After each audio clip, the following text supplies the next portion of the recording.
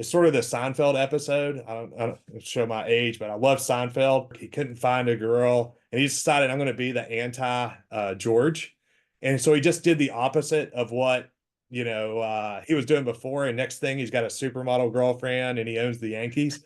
And so we kind of had our George Costanza moment, and we just said, like, if this is stupid, maybe the opposite of it could be smart. And so we started thinking about, hey, what if you did compliance as code and moved it closer to the developer experience? What if you wrapped it in over 1,000 APIs in a graph so that it can talk to the outside world and have self-updating paperwork? And what if we built AI agents that do things that take humans months to do at low to moderate quality and be able to get high quality in seconds? How would that change the game?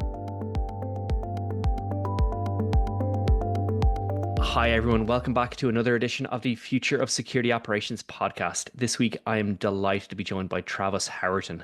Travis began his career with roles at the government and regulated organizations, including the National Nuclear Security Administration and Oak Ridge National Labs, before being inspired by inefficiencies in compliance processes to co-found RegScale. As CEO, he oversees their continuous controls monitoring platform, which enables rapid GRC outcomes for incredible organizations like Wiz, Keybank, and the US Department of Energy. Travis, I've been looking forward to this one for a while. I'm delighted to have you on the show. Thanks for having us, Thomas. We're honored to be here. Let's start way back. Your career started 20 years ago as a software engineer, but then leads to 9 years at the National Nuclear Security Administration. What drew you into security?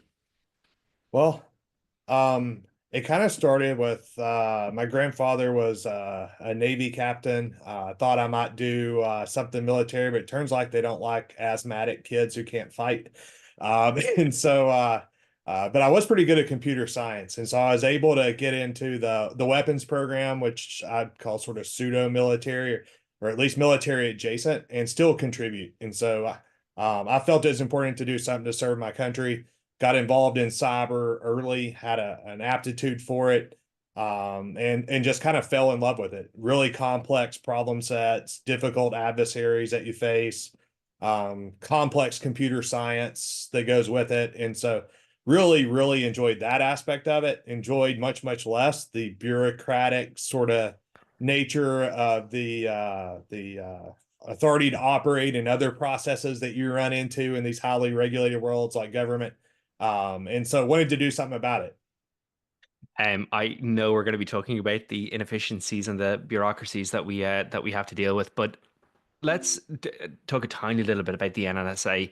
That's not a world that certainly I'm super familiar with, but I don't know if a lot of our listeners will be familiar with it. Can you tell me a tiny bit about it and what some of the challenges with securing the nuclear security administration? It feels very serious. It is very serious. So the NNSA, the National Nuclear Security Administration, is responsible for the safety, security, and reliability of the U.S. nuclear weapons stockpile. So if you watch Oppenheimer, that's what that ultimately became, is the NNSA. So they provide the nuclear deterrent for the U.S. So they do the design builds and turn it over to the military. But they also do a lot of stuff that people don't recognize that they do, like sensitive nuclear materials that may exist around the world. They recover it, protect it, keep it safe from terrorists.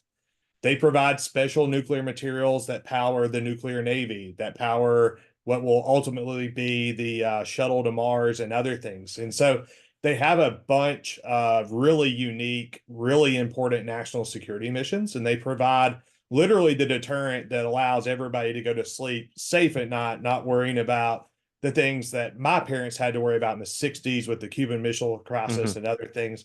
Our deterrent is what allows most of us not to have to deal with that. But it's also some really unique challenges in that it's the only data in the US that doesn't declassify, because it's always sensitive. Like, we never want people to know how to make nuclear weapons that shouldn't know how to make nuclear weapons. And so you got to learn how to protect data forever against the most extreme sorts of adversaries, nation state level. And so I kind of describe it as the major leagues of cyber. So the people who run that program in the NNSA are some of the best in the world at what they do. Yeah, a lot of the time when, you're told you're starting out your security program, you're like, protect your crown jewels. In this Mhm. case, like the organization is the crown jewels. Like and Yep. it's not just your systems, as you say, it's the data, it's the knowledge, and the Yep. people involved. It's pretty much everything. How do you prioritize in an organization like that? How do you like take a step back and say, hey, here's what we should be doing first?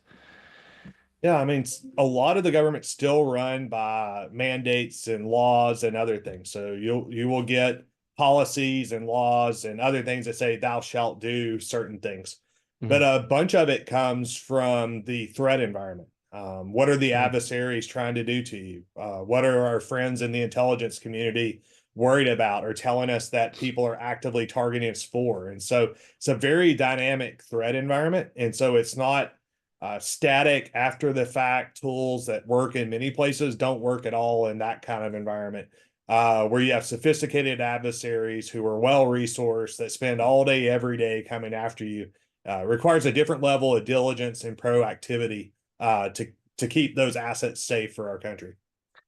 Um, for a very dynamic threat environment, though, I imagine it's got the opposite in terms of bureaucracy. How do you approach making things efficient in a world where you've got such dynamic environment, but like such significant bureaucracy? Yeah, that was my challenge of being there. Like I'm an entrepreneur now. We can move fast. Yeah, It's very enjoyable, but I do miss the mission. At the same time, like nobody wants you to move too fast in nuclear yeah, weapons. fair. Like these are literally the things that could end the world. Like we don't want to be taking crazy risk over there, right? So it's striking that delicate balance of knowing technology is changing, the threat environment's changing, so we have to adapt, but we have to do it smartly and securely in a way where we never compromise safety.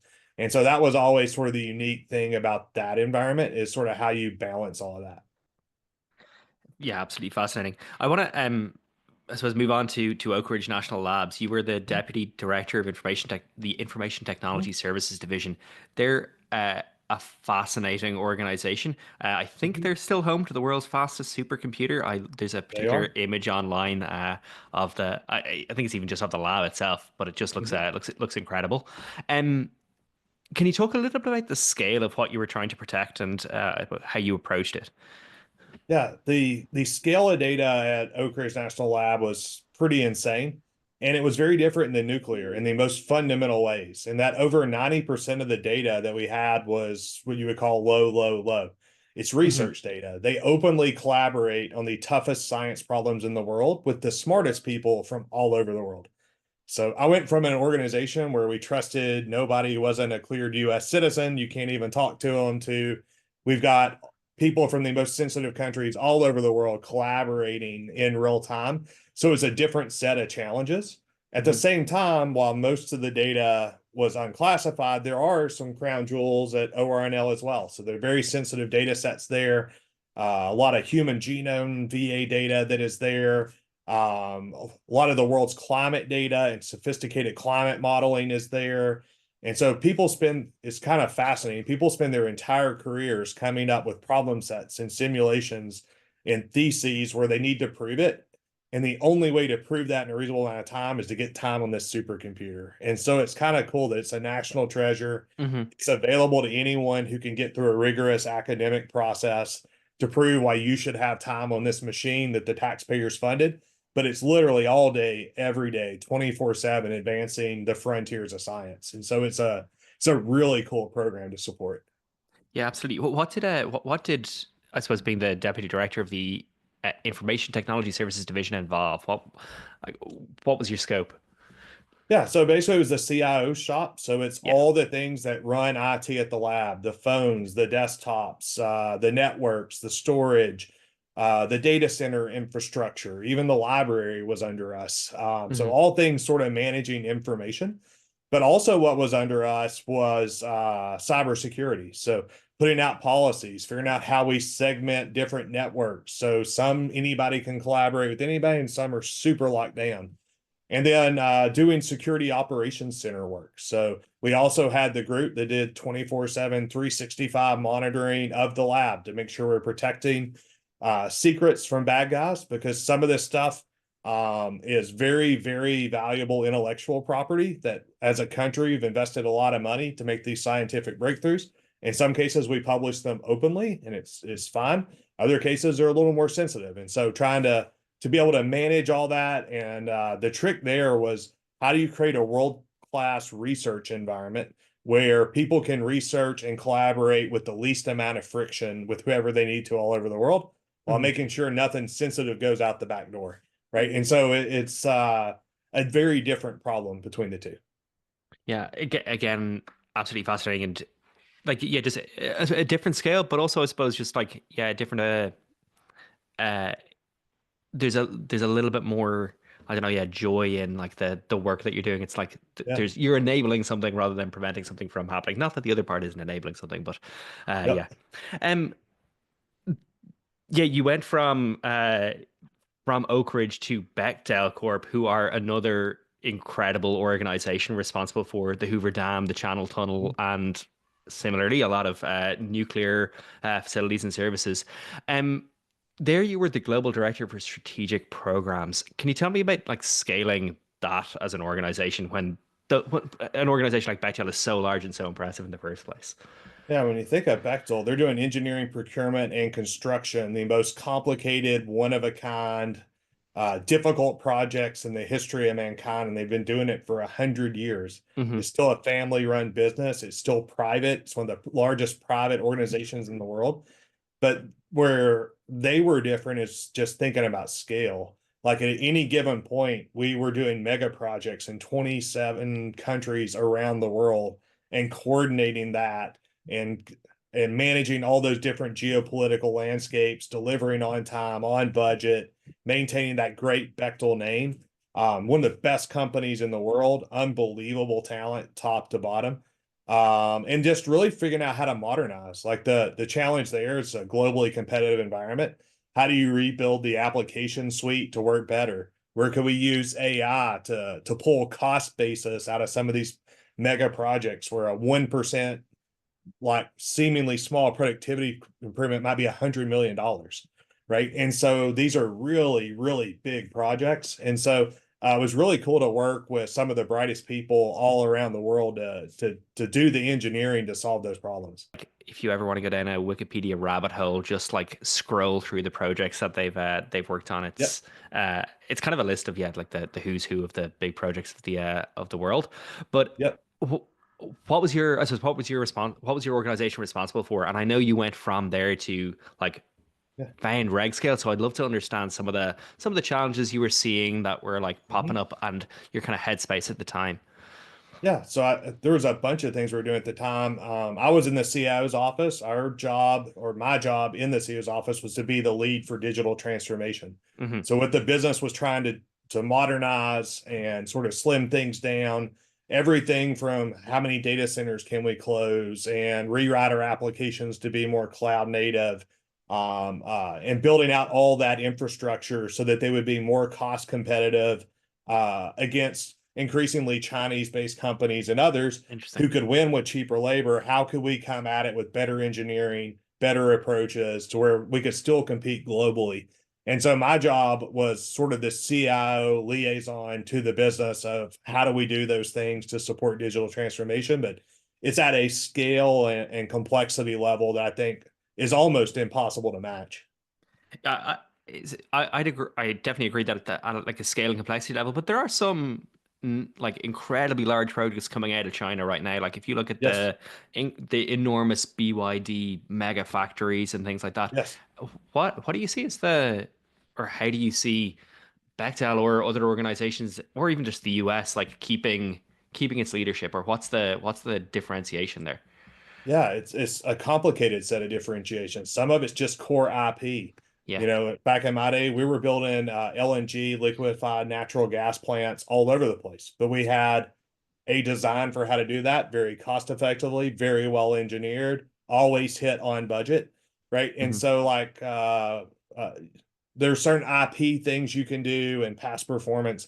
Um, uh, Things that kind of position you well, but there's also geopolitical dynamics where Yeah. sometimes the other people don't quite play fair and a whole bunch of other things. So it's very complicated and very competitive. Like everybody would love to have $10 billion projects that fund their operations for years at a time, right? It would be easy to sustain businesses if everybody could do it, but it's not easy to win a $10 billion project. Even within the US, there were multiple competitors, legit and very skilled in their own right. There were global competitors increasingly. And so it was sort of a cutthroat environment where like every dollar that you can find that you can optimize matters.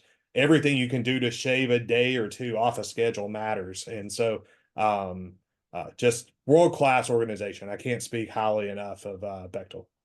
Well, I can tell you, I'm from Ireland, and if you were to read our newspapers any day of the week, you would be wondering, not only is it impressive to win $1 billion or $10 billion contracts, delivering them on time and on budget is Mm-hmm. far more impressive. And if anybody wanted to look up there's a couple of fiascos of large projects that are taking place Yep, in Ireland right now that, yeah, you wish they had some of the experience in delivering. And exactly.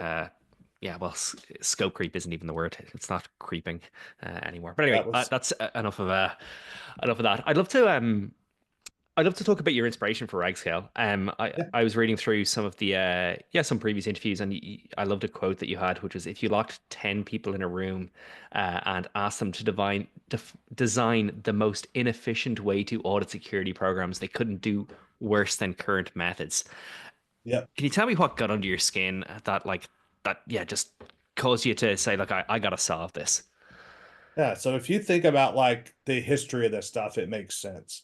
And so a lot of what we saw in these highly regulated is there's some regulatory framework like NIST or PCI or HIPAA or pick one, and they have to go develop documentation to prove that they're in compliance. And these can be hundreds of pages long, right? Big documents, big spreadsheets.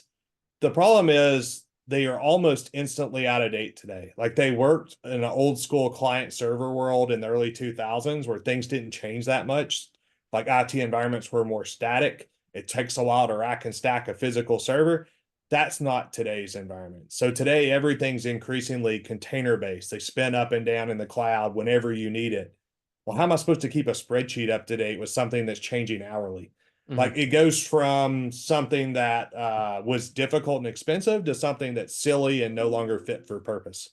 At the same time, we're dealing with what I call the cyber Oprah effect. So if you remember like the old Oprah shows, like Yeah, everybody yeah. gets a car, you get a car, you get a car, you get a car. Today it's everybody gets a regulatory framework. Like Europe will pass an AI law and California will pass a new privacy law, and then we'll get a new DHS mandate for critical infrastructure and all that stacking on a fixed number of humans in a cost center in a way that's not sustainable. And we were just looking at it and just going like, this is stupid. Like it's just it doesn't work. And that's what got us thinking about, well, it's sort of the Seinfeld episode. I don't show my age, but I love Seinfeld. Couldn't find a girl, and he decided I'm going to be the anti George, and so he just did the opposite of what he was doing before. And next thing, he's got a supermodel girlfriend, and he owns the Yankees, And so we kind of had our George Costanza moment, and we just said like, if this is stupid, maybe the opposite of it could be smart. And so we started thinking about, hey, what if you did compliance as code and moved it closer to the developer experience? What if you wrapped it in over 1,000 APIs in a graph so that it can talk to the outside world and have self-updating paperwork? And what if we built AI agents that do things that take humans months to do at low to moderate quality and be able to get high quality in seconds? How would that change the game? And that was the genesis for RegScale, is just looking at what the world needs today, not what we've been used to for the last 20 years. And how do you design something that can solve the problem? And so that's kind of how we got into RegScale. Yeah, that's absolutely fascinating, and yeah, I love the approach. How did you go about getting your first couple of customers? Like you've got some unbelievable logos like Mm-hmm. Wiz, Keybank, the U.S. Department of Energy, and there are a lot more. But like, how did you, yeah, how did you say, hey, these are you should use us? Hustle and luck. It's sort of the me and Anil show back in the day. Hmm. Anil being a super smooth sales guy, extrovert, great at getting in front of people, and me just working 80 to 100 hours a week, just hacking, right? And we were trying to understand the problem, build something, good enough to solve a piece of a problem where somebody would want to buy it. And we're able to land a couple, sort of marquee customers and leverage off of that and the size of the market to be backed for Series A by Sin Ventures, who I think is the best cyber investor in the world. The guy who invented the space, Art Coviello in GRC, is the chair of our board. And so we've just had a very blessed and lucky life to be able to win some of those, to get the team that we now have, and to be positioned with this product in this market at this time is just really exciting. Having worked with your team a little bit, definitely saying like luck is very modest. Luck is like often a huge amount of hard work and effort Yep. and struggle and the 100-hour weeks and more. I want to talk about that first product. Like they say, you should be embarrassed by the first product you shipped, and if you're not embarrassed by it, you've shipped too late. Yep. What was it? What was it? What was your minimum? What was your pitch? How did you go about being like, this is what it is? Yeah, the pitch was largely like some people have some companies have like huge pivots where they just completely move off their market. We didn't really do that. Wiz is a great Um, example of that. yeah, we found a market that we liked. We built a product to do it. Like the embarrassing part, if you is it was me hacking. The thing about me is I'm a very good computer scientist and engineer, but I am not a graphic designer. I know what pretty is when I see it, but I can't make it. And so if you look at like the first version of RegScale and the first container we ever published, it looks like a crayon box threw up on it, versus the polish we now have with a professional team on the UI. Is just night and day different. So that the UI would be the embarrassing part for me. I think if Anil was here, he'd talk about some of the immaturity of the pitch. We just understand the market so much better. We understand what customers need so much better, which is just part of the entrepreneur journey of customer and market discovery. We're just farther along. But those would be the sort of the embarrassing things. Totally. We when we started Tines, I was very proud of like the first product and like the the website, everything we did. We're like, this is great. Looking back, I'm like mortified by some of it, but I remember yeah, somebody coming up to us, and they ended up being a customer, and they said they're like, yeah, when I saw the product, I knew it had been built by practitioners and not by like designers or VC Yeah. backdoor. And I was like, I'm not sure I find that's slightly more offensive than you think it is, but they were 100% right. So I hear you, and like it clearly it works. I'd love to know this, like even your approach, like you've said in the past that RegScale is like innovating in the most boring space in the world. I'm not Yes. 100% sure I agree, but how do you get people excited about compliance? Well, what I've found is I've never been able to get anyone excited about doing compliance. Like I Okay. was never personally excited. Like I used to joke with people. Like I used to be on the other end where I had to approve it, and I joked that they hired me to lead, not to read. Like they send me these 600-page Mhm. documents. It's just like you could feel your soul being crushed under the weight of that thing. Like it's hours and hours and hours to go through this thing. And I couldn't get them excited about compliance. What we are able to get people excited about is how I don't like the word compliance because it's got a bad connotation, right? Yeah. It sounds like bureaucratic paperwork. And I believe most people are good. Like they don't set out to be bureaucrats Yeah, and to waste absolutely. people's time. Like all these things are a list of the best practices in the world for cyber. And in general, they're all good things.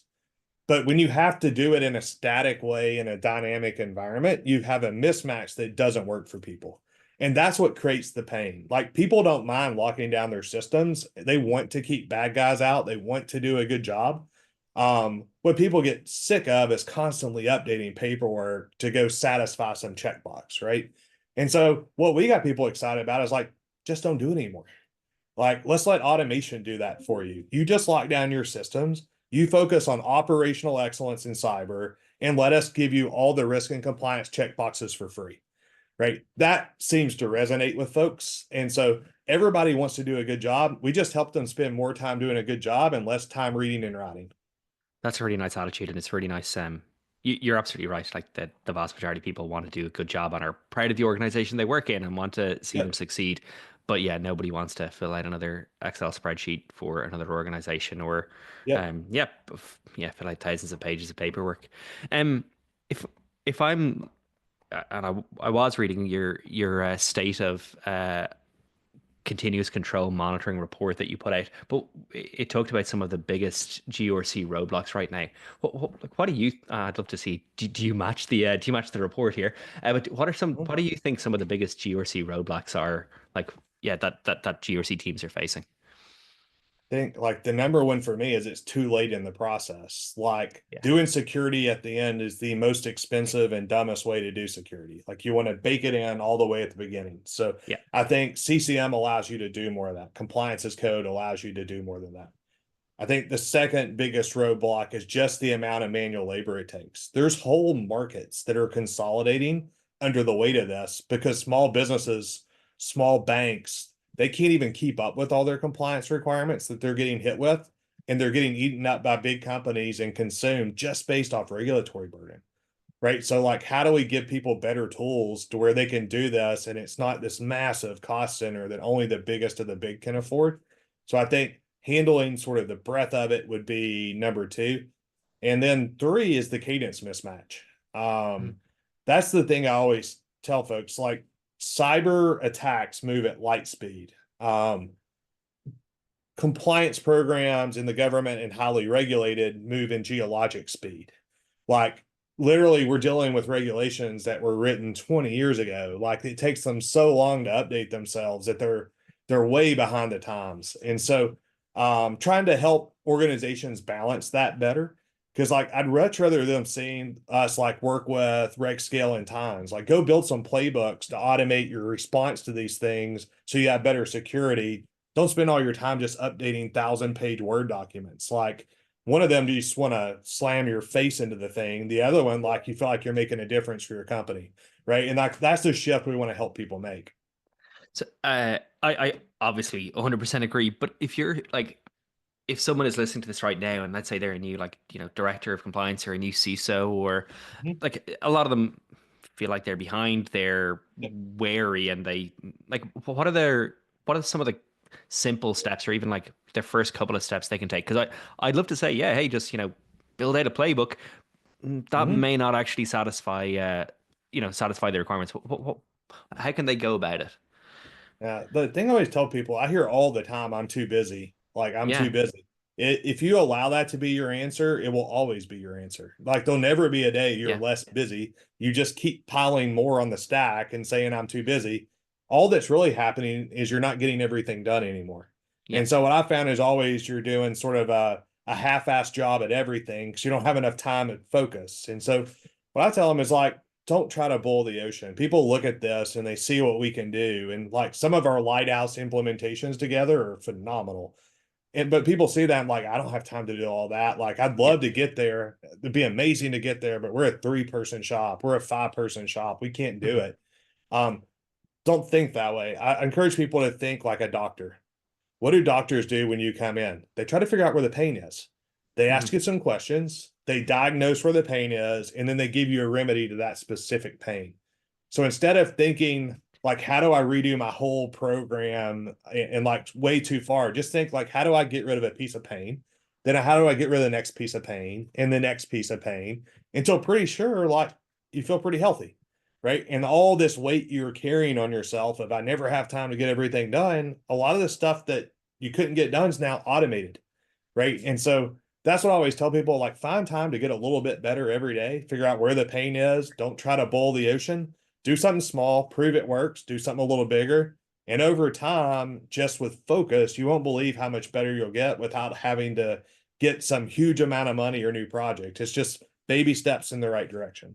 Yeah, it's like getting 1% better every day. That's so important, and that's so, Mhm. yeah. It's I suppose the other approach, like the big bang, the build it great. It's overwhelming, and it Yes. like you all of a sudden need, oh, we'll need like yeah, more staff and more budget. And I don't know many organizations that are suddenly getting a whole lot more staff and a whole lot more budget. Yep. So uh I want to talk about your plans for RegScale, but I want to, before I do that, like you did say, it's basically like you're too busy, but it often means that it's not a priority. But things do change very fast in the compliance Yep. space. So new regulations will come out, or yeah, like the Mhm. European Union will declare something, or Donald Trump will declare something, and all of a sudden you need to make some changes. I read during the week that FedRAMP is changing dramatically. First of Mhm. all, how is somebody supposed to keep on top of like something like a FedRAMP change? And also, can you explain that like I'm five for anybody Yeah. that's listening? So like a couple of things that I heard on the veteran call, and I'll give you my synopsis, which for the listeners does in no way represent the thoughts, feelings, or official position of FedRAMP, right? This is Yeah, from the bleachers, what I say, but we work with a lot of FedRAMP this is customers it. and Yeah. CSPs, right? One of the things I hear all the time that's the most annoying part is just how long it takes because of the redundancy. I do all the work, maybe with an advisor. We then hire a 3PO, which is an auditing firm, to go Mhm. do all the real work to audit it and say, yeah, this looks good.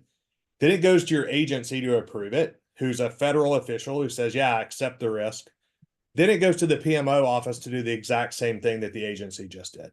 That part I heard is they said, like, we're getting rid of the redundant step. Like, what we're going to do is put out policy telling agencies how to do it. But if the agency did it, you're good. That Yeah. shaves 9 months to a year off getting a certification for people. That is only good for the industry. It's only good for government agencies who are going to be able to get access to technology a year faster than they would before. And it lowers the barrier of entry a little bit. The thing I'll say was less tangible, but more virtue signaling in a good way is they're saying, like, we got to get out of spending all of our time creating mountains of paper and going through that, and like figure out what are the technical controls that buy down risk and find Mhm. a way to make it cheaper and easier for cloud providers to attest to those things so that the burden on the CSP for maintaining FedRAMP is lower. That's only a win for the industry. And on top of that, they said, industry, come tell us what you want so that we can align it to your needs. So I like the fact that they're seeking public input from the customer. I like the fact they're trying to make it smaller. I do think there's some unintended consequences that maybe they haven't thought all the way out yet.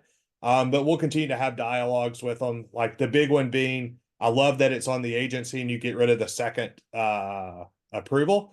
But Mhm. now from the agency side, like you've got to convince an agency to do a bunch of work. It's hard to get them to sign up to do that work on your behalf, right? And so Mhm. now it's going to be, I think, even kind of harder. Like, because from the CSP side, one of the number one things I heard from CSPs that I talked to, they have the money, they want to go after the market. It's really hard for them to find an agency that's willing to do all the work. Yeah. Yeah. I would have much rather it been a fee for service model Yeah. where you pay the GSA 100K, whatever. That's your sponsor. They agree to do the work because you paid them, right? And now I don't have to go beg somebody in an agency somewhere to do a bunch of work on my behalf. I'd rather see a model more like that, but that's just my personal opinion. Yeah, I was gonna say, especially as well, potential staff shortages or staff cuts are coming in, but Yep. like, yeah, like you also can't pay those federal agencies, right? You can't be like, Yep. hey, Oak Ridge National Labs, I'll give you a whole load of money if you will sponsor me and help me get certified. So Exactly. it's about finding your champions, but that's really hard to do, and it's going to be even harder to do right now. Yep. It But does maybe, however, mean that somebody like RegScale aren't in a bad place to take advantage, certainly in the like medium to long term, right? yeah, I think if you look at where FedRAMP's wanting to go, if you look at authority to operate more broadly in the government, Yeah. um, everybody, the Doge team is looking for where can we reduce the amount of staff it takes to do these things. I think this is one of the most target-rich environments. We're creating tons of paper. Nobody wants to read. Nobody wants to write. That's out of date the moment it's written. Can't we Mhm. just use technology to do this in a more efficient way? We would have less risk. We would have less cost. This is an example of sort of making government smarter in how they do things, bringing them closer to commercial best practice, but Mhm. not lowering the bar. Like that's always the tricky bit with these is nobody wants to lower the bar on cyber because we're pretty consistently getting our butt kicked in cyberspace. So nobody wants to have the perception that you are lowering the bar.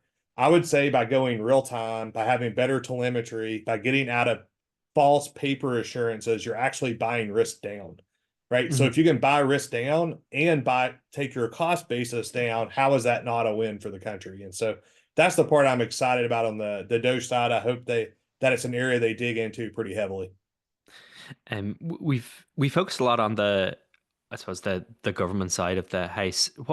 When it comes to your future plans for RegScale, do you see yourself focusing more on that end, or do you see yourself, competing with the likes of a Drata or Avanta in some of the more commercial opportunities, Yeah. I suppose?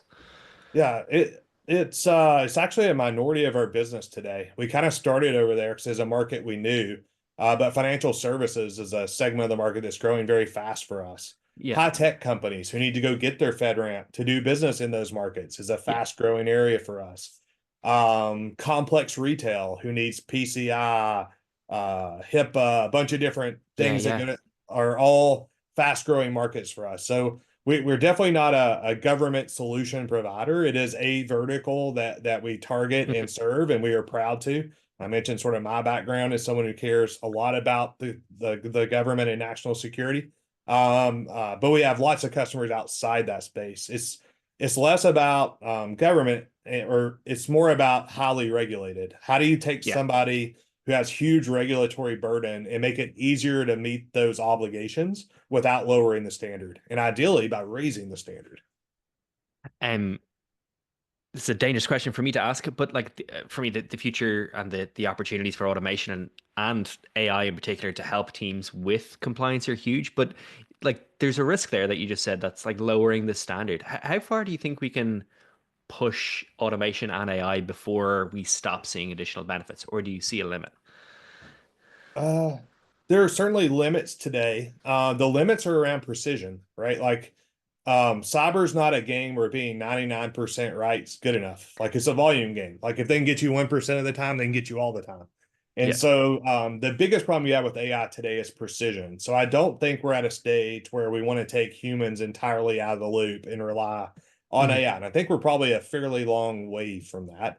Yeah. But I do think if you look at the amount of work it takes to get to the human decision, a bunch of that can be automated with AI. So, like, what is AI really good at? Taking large amounts of data, synthesizing it, helping you lead you to a conclusion. So now I don't have to read all of it. I can kind of look at it. But I've never met any company that wants an AI to make risk-based decisions on the future of their company. Like, you're insane if you want to do that. I've met a lot of companies, though, who say, I hired some really smart people who are completely overwhelmed. I need to get all this low value work off of them so we can use the big brains we hired them for to do the thing that they add unique value. And so we talk a lot about supercharging humans, not eliminating humans. There is a day in the future where some of this work that's being done by humans will be done by AI, but I don't think risk-based decisions will ever be one of them. No, I completely hear you. It's the example I try to give to somewhat like non-technical folks is when I'm like talking about, like a surgeon or a doctor in an ER, where it's like, yeah, you're giving them a whole lot of information faster to make that decision and to come to their conclusion a lot better, rather than having them fill out the paperwork post incident to, Exactly. document everything that's happened or justify their decisions, Hmm. when they're able to do it. Um, Talking back a little bit to the political side, because we talked a little bit about Doge. What extent does politics come into your work? Uh, there's a lot of uncertainty right now, Doge among it. But I suppose how does that affect RegScale, and how does that affect your customers? Yeah, I'd say a couple things. Like, one, I think there's a lot of uncertainty in the market. How far will they go? How fast will they go? Makes it hard for people to do strategic planning around what investments they want to make.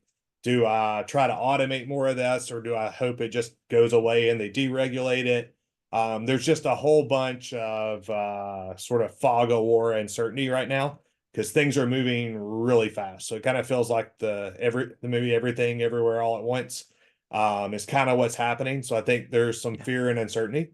At the same time, like, I talked to a lot of folks. I think everybody agrees that having $2 trillion a year in debt is unsustainable and we should do something about that. Hmm. It breaks down pretty quickly afterwards when you talk about what we should do about it. Should we tax the rich people more? Should we cut this thing more? Like, it breaks down pretty quickly into politics, and I don't want to get into that space, but I think it's fair to say nobody's super happy with an out of control spending spree government. Hmm. Um, but the uncertainty part, I think, is the thing people are struggling with today from the customers we talk to. I suppose, how do you, as like a CEO, how do you stay focused on the company's mission and the like, I suppose the path that you're on when there is so much, and I'd say uncertainty is one thing, but there's also like hype and hearsay and, uh, yeah, and uncertainty in the world. Yeah. So I think we're still certain about our mission. And so Yeah. our mission is to let CISOs focus on operational excellence on security and let us do more of the risk and compliance stuff for them and get that as close to free as possible. Like that's our mission. Like, how do we make the world a better place for CISOs by taking this burdensome thing off of them and making it more automatic? Like that's still our mission. What burdensome thing it is and where it moves, like I don't know. Like you need a crystal ball of some sort or forecasting abilities I don't have. I don't spend a lot of time worrying about things I can't control. What I do know is cyber will continue to be a priority for our national security. It'll be a priority for the banks. It'll be a priority for the hospitals. It's a priority for every large business because it's one of the highest risks that we all face. It's some sort of material breach or bad day that disrupts our business operations. And so I'm certain that it will stay important. The shapes and forms it takes, we will react to as an agile organization. But the things I tell people about is like, where do you have certainty? Like we're certain on our mission and we're certain on our strategy. There'll be a little bit of windiness in the road, but like we know where our North Star is and like we're still going that direction. I agree. I hear you. I think it's yeah, I think it's really important to have that mission and to stay focused on it. It's really hard for for security teams right now in that in this uncertainty. If you and I'm not asking you to predict the future, but what would you like security teams to look like in a couple of years' time? Like if they are using RegScale, if they are using automation, what's the ideal future state of those organizations? I think more technical and more risk focused. Nice. I think that's the nature of where we're trying to get. I'd also like, I'm also a believer that less is more in security. Like part of what compliance forces people to do is buy armies of tools to like satisfy little bits of things. But then what you end up with in security engineering is like, how do I put this spaghetti mess of crap together in a way that functions consistently, right? I'm a big believer that a couple of the right tools, instrumented and integrated well, can solve almost all your problems. And I use sort of my sports analogy. Like most of the time, like just having well instrumented, like if you know the playbook, you run those plays well, your fundamentals are solid, like you're going to perform at a high level most times, right? And so I think part of what we suffer from is data silos, too many different systems, they don't talk. It's more of a checklist based approach to security of I need one of these, one of these, one of these, one of these versus what threats am I really trying to protect against? How do I have a couple well architected platforms that I put together so that I can solve this problem end to end with the least amount of overhead maintenance and opportunity for error on our side? Yeah, I hear you. I suppose like the last kind of question area is that like compliance teams are often looked at as the naggers in an organization where they're like following up and telling you, hey, you have to do that. What are some of the best compliance teams doing, and how can you approach it that when you have to convince your engineering team, your IT team, even frankly, sometimes your security team to do a better job? Like when you're looking at when you're implementing CCM, how do you make it a team that people want to collaborate with? How do you make it the best CCM team on the planet? Yeah, I think if you think about what doesn't work well, it's people who have a checklist approach.